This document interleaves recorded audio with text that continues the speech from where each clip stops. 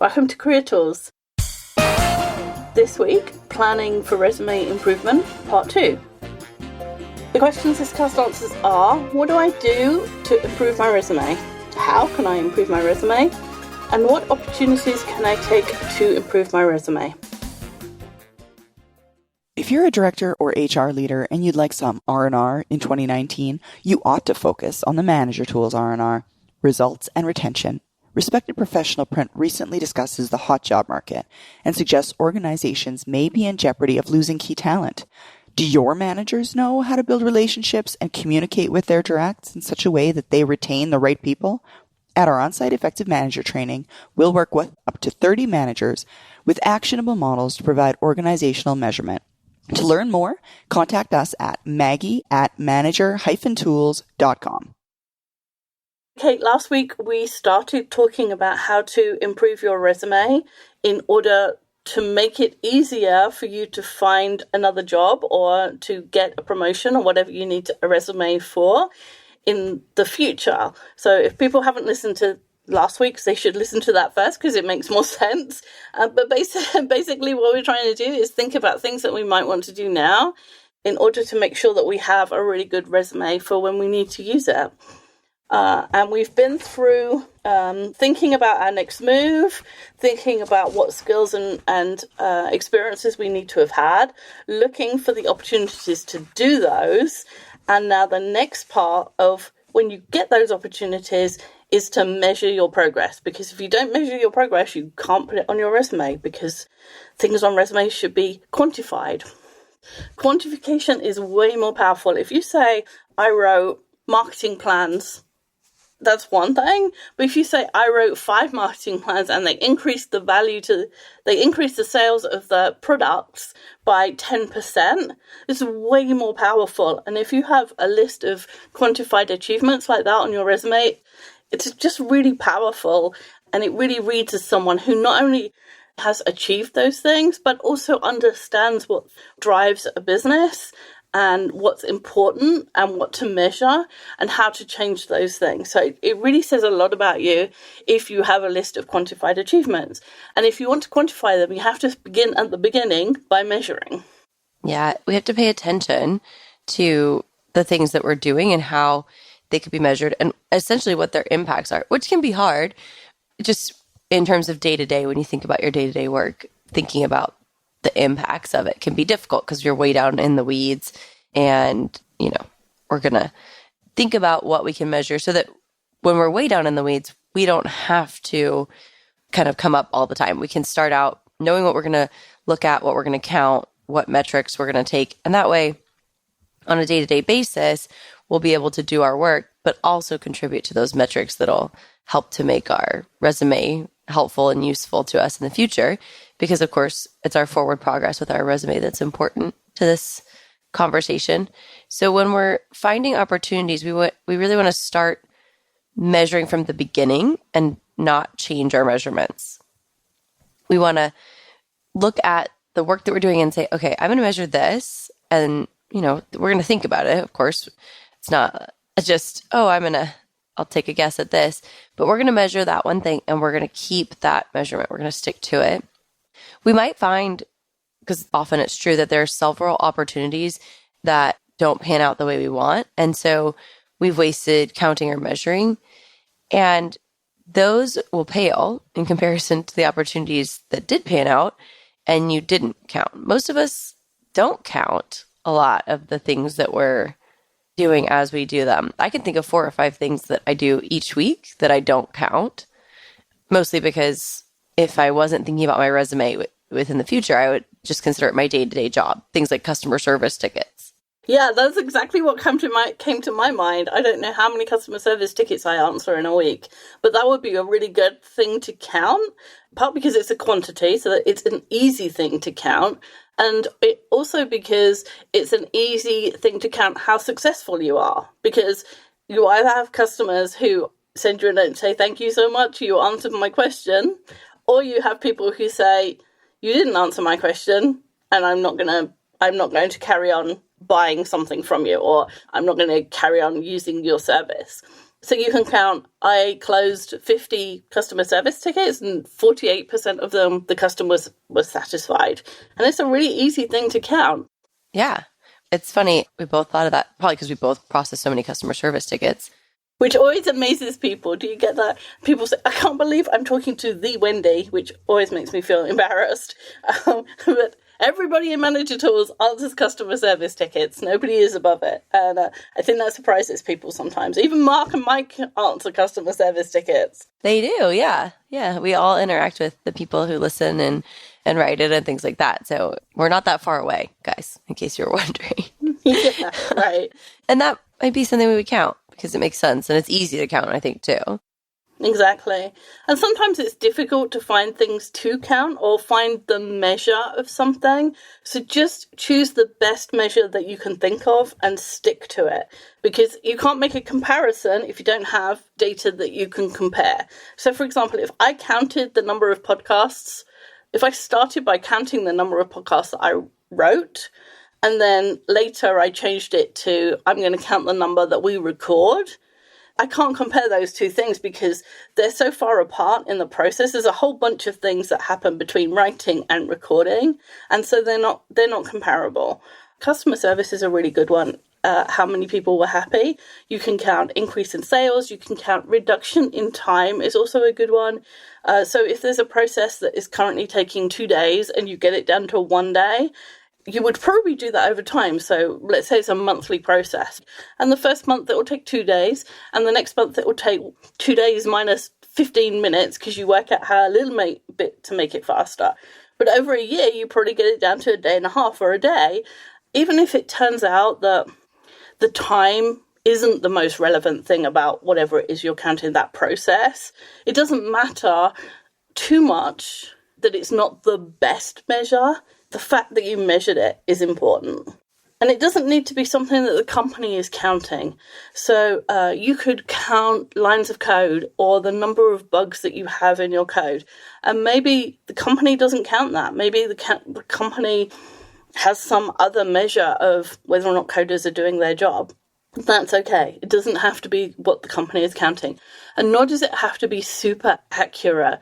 There's something else that often high Cs worry about. If I've worked with people and I'm doing their resume and they have some customer service interaction and I say, how many times has a customer complained about you?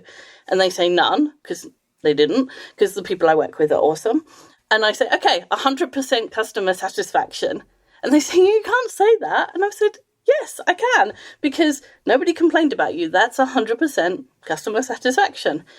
So it doesn't, for some people, it feels a bit disingenuous.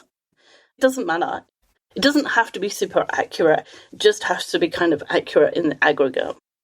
I think, too, it's important to remember that these things have implications over time. And so if you're working on something, improvements and things like that, the changes that you see, they're going to be farther reaching. So even if you're thinking, well, I don't know that this was, this big of a reduction or something like that, over time, those are even going to increase. So you're only measuring for a finite amount of time, which means that you might even have bigger implications of what you did because it's going to go on without you, right? Or past you.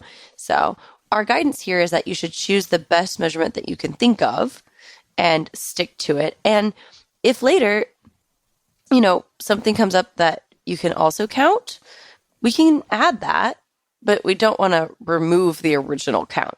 It's kind of a funny analogy. It's kind of like dieting, right? If you were to start a diet, often one of the things that people count is calories, or there's other things like there's points and things like that. So I think that some companies do. And you can count calories, and that's a great measure. And then over time, I think there's some additional things that people can count, like fats and sugars. And those are additional measures, but you don't stop counting calories. It's just the second measurement is a little bit more specific. And so we keep both because, of course, all of those things contribute to the health of your body and things like that. So it's a weird analogy. The calories that you take in is not actually a perfect measure of what your body is going to do, because bodies are weird and have plateaus and do all sorts of weird things. Like if you drink more water, you lose more weight, which makes no sense in my own head. because you're taking on board more stuff, but it has no calories, and yet it just doesn't make sense to me. So calories are not a perfect measure of what will happen to your weight or the way you feel or anything, but it's a really good measure. It's a reasonable one to use. So actually, I think that's a really good analogy. I feel like some of my analogies are kind of odd. When we talk about interviewing, I always talk about pecan pie, which is interesting analogy. Anyway, so we're going to count. We're going to start counting with one thing. And of course, these measurements don't have to be formal. We're keeping track for ourselves, and we're counting our own progress and the things that we're influencing. And we're going to try to choose measurements if we can, if we have the opportunity, that affect revenue or cost or time. And the reason for this is because these are really powerful measurements on a resume, because of course they affect the bottom line of the company. If, as an accounts clerk, you count the number of days it takes to complete month end, and hopefully that recedes over time, much like your example, then that's more efficient, right? And so we often can do those things like that. And of course, those efficiencies can contribute to us spending less money. If it takes less time, it costs the company less to get that work done. And maybe we can count materials or something like that, right? There's other things we can count. One of our listeners who sends me emails quite often works upgrading HVAC. Hi, Rob. So maybe he spends time explaining to customers what they need and therefore getting additional sales for the company. Even though sales isn't his job, he's an installer as far as I remember. You know, if you're on site and the customer has bought X and you can see that they also need Y, and you have a conversation with them and say, hey, you need Y and this is why, and that results in a sale, you get credit for that on your resume, even though it's not, sales isn't your job. You can say, I increased sales or I sold so much. Maybe you can work faster or use different materials to achieve the same effect more cheaply. Often we buy software or services. Maybe you bought Microsoft Office Suite for all the people in the company, and then later you decided, hey, this is expensive, but we can use the Google Business Suite and it's cheaper, or we can all go to Gmail and it's free. So over time, often we find better solutions to things that are cheaper, and all of those you get credit for. And if you're really struggling to think of something, either go to the forums on the website or email us and we'll try and think of something for you. So the next part is when you've been doing your measurement, now we're going to upgrade your resume. Yeah, we're going to upgrade our resume. Getting the result that we're looking for is only the first part of improving the resume, because once we have the result, we do have to create a new bullet on our resume, which represents it. And accomplishment bullets are a really important part of a resume. We use a formula to create them, so they're pretty simple in terms of the formula, and we're going to share that with you guys. The accomplishment bullet formula is verb, subject, number, method. Simple, right? It's really easy. It's really easy once you get the hang of it and you've done it a bunch of times. A really good example of this is increase sales 10% by implementing a customer follow-up program. So in this example, we have the verb, increased, subject, sales, the number, 10%, and then the method, implementing a customer follow-up program. So those are the 4 parts, right? Verb, subject, number, method. One thing that people want to do is give a lot of description. So they might, instead of implementing a customer follow-up program, which is 5 words, they will say, by contacting CEOs at area hospitals in the Tennessee area or something. Or sometimes, often, IT people want to put the actual software or the stack that they used. And you don't need any of that. Your resume should be headlines, not the story. What you want is for someone to read it and go, hey, that's really interesting how they did that. I'd like it if they did that for our company. I want to talk to them about it. And then they call you in for an interview and you get to talk about it. So don't try and give them everything on your resume. Give them enough to make them interested and invite you for an interview. And having this new bullet that you've just created on your resume is kind of only step 1. Or maybe we're on step 2 by now because we did the thing and we measured it. Then we created a resume bullet. And now you have to practice talking about it, because unless you do, it's really hard to give a good interview answer. I often find when I'm writing speeches for Toastmasters, I'll write something, and then when I read it out loud, my mouth doesn't make those shapes.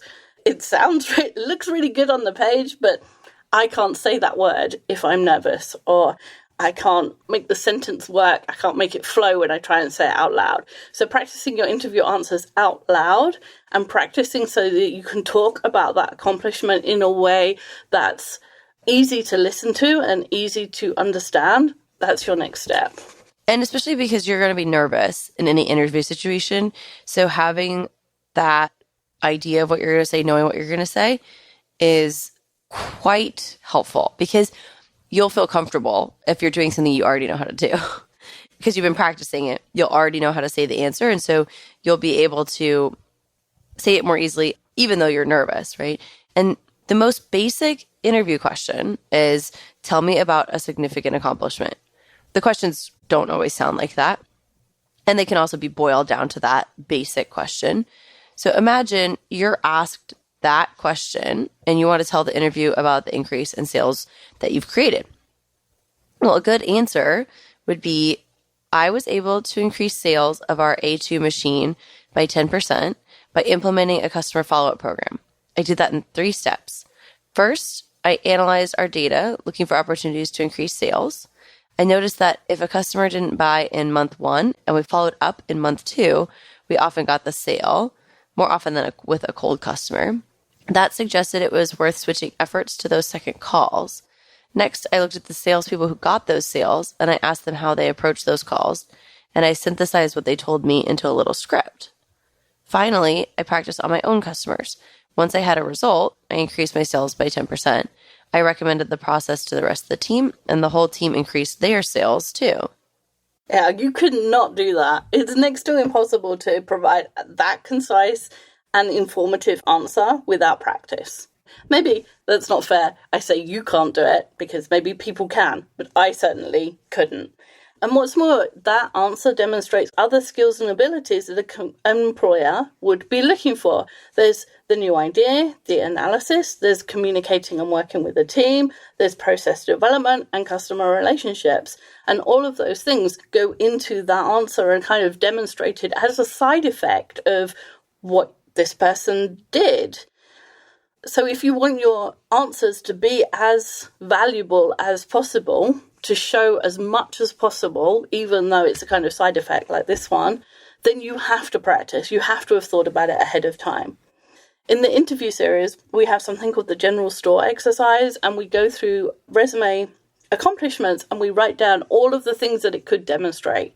So that if this person went into an interview and instead of saying, tell me about a significant accomplishment, maybe the person would say, tell me about a time you improved a process. And you could use the same answer, maybe tweaked a little, for that. But you have to have thought about that ahead of time. You have to have thought, okay, this answer is about increasing sales, but it also demonstrates these 5 other things.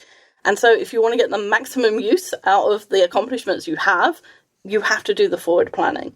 And if you're interested in the interview series, go onto the website under products, interview series. There's a whole bunch of things you get, as well as how to use your interview answers to the best ability or to the best advantage. Okay, so we're ready now. We've got our bullet, we've practiced it, we've got our resume ready, and we're thinking about the future. And we're also going to just highlight for you guys, we don't want to forget the present, right? We don't want to forget about what we're doing, what's right in front of us right now. We're going to talk about that because the single biggest resume improvement is results in your present role, which really means that even though we are thinking about the future, we need to concentrate on our present state, the work that we're doing for our organization, how we can continue to grow and increase revenue and decrease costs and things like that through our current day-to-day tasking, right? What are those things that we could do every day in order to help our organization? And thankfully, those things will contribute to our resume, but it's a mistake to be overly focused on the future. I can think of 25 projects that I really wish I could do that I'm interested in, and I think, oh, I could go play with that data and see what that tells us about X, Y, and Z. And they would be valuable projects to do, but I don't have time to do those and do all the things I'm supposed to be doing right now. And so I have to put them away. And it makes me a little bit sad because I wish I could do them and I wish I could put them on my resume because they'd look really good. Not that I ever need a resume ever again, but I hope. But there are things that you wish you could do that would look really good, and doing them would mean that what you are supposed to be doing right now would be neglected. And we really don't want you to do that. So we want you to look for opportunities to achieve measurable results that will stand you in good stead. There are good things for the next role you want, but we don't want you to forget that you have goals for this year. You have meetings to go to, you have emails to answer, you have relationships to work on, you have a network to keep warm, and all of those things, we don't want you to neglect those things for something you're doing for the future. It always makes me think of the ant and the grasshopper fable, I guess, that Mark always tells, which I now can't remember. Something about the ant puts away food for the winter, and the grasshopper doesn't, and so the grasshopper's hungry at the end of summer. Is that it? Yeah, the ant is prepared. He's stocking things. He spends the whole summer working, and the grasshopper makes fun of him for not reveling in the summer. And at the end, the grasshopper is sad. It's so sad. It's such a helpful fable, I guess, which of course fables are, but it always strikes me. Yeah. So we say, don't forget the ant. Don't be the grasshopper. Don't be the grasshopper, be the ant. So having an improved resume in a year from now is really easy. It's easy because all you have to do is follow these steps. You need to do a little bit of thinking about what it is where I am now, what it is I want to be doing in a year, what opportunities do I have to learn those skills and get that experience? How do I measure it so that I know that I can prove that I'm good at something and that thing that I'm good at is actually valuable to the company? Because there's a lot of things we're good at that aren't actually valuable. Right. And then we do a whole bunch of work to get that experience. And you have to do the thinking and you have to do the work, because otherwise it'll be a year from now and you'll be like, my resume is the same as it was last time. And I still have this dream of getting this other job and I can't. So as Confucius says, the best time to start was 10 years ago and the next best time is now. So start now, but don't forget to do your day-to-day stuff too. Thanks, Kate. Thanks, Wendy. If you've been a listener and believe our content would be a great fit in your large organization, yet realize the challenges of having over 500 managers, we may have a solution for you. Leverage your current training staff to deliver our content internally. We'll teach you how to deliver our guidance such that you can work with your managers when it's most optimal. We've created a licensing model that allows for large groups of managers to receive all of our standard trainings: Effective Manager, Effective Communicator, and Effective Hiring Manager. To learn more, contact Maggie at manager-tools.com. That's all for this week. We'll be back next week with something new.